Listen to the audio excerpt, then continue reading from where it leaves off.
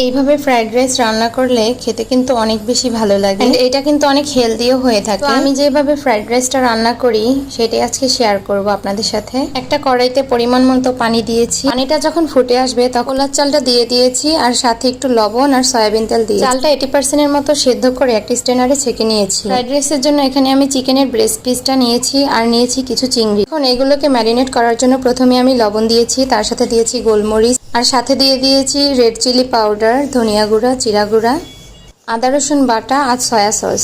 এবার এই সবগুলো উপকরণকে খুব ভালোভাবে মিক্স করে আমি এক সাইডে রেখে দেব।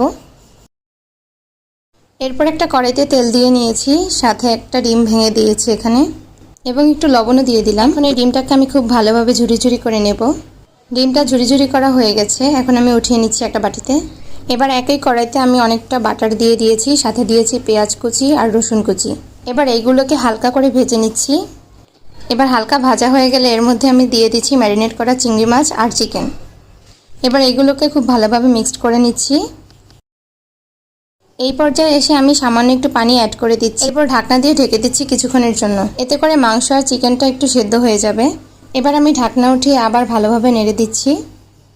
এখন আমি অ্যাড করব কুচি করে রাখা সসেস, সাথে অ্যাড করছি গাজর কুচি, সাথে দিয়ে দিয়েছি হালকা বয়েল করা বরবটি, টমেটো, কাঁচামরিচ।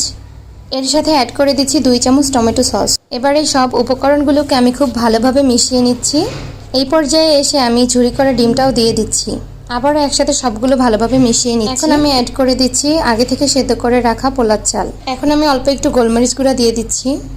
এরপর এই চালগুলোকে সবকিছুর সাথে মিশিয়ে নেব ভালো করে। এই পর্যায়ে আমি আবারও ঢাকনা দিয়ে ঢেকে দিচ্ছি, যাতে সবকিছুর সাথে চালটাও খুব ভালোভাবে সিদ্ধ হতে পারে। এখন ঢাকনা উঠিয়ে কিছু ধনিয়া পাতা আর ওপর থেকে একটু ঘি দিয়ে দিয়েছি, এতে করে ফ্লেভারটা খুব ভালো আসবে।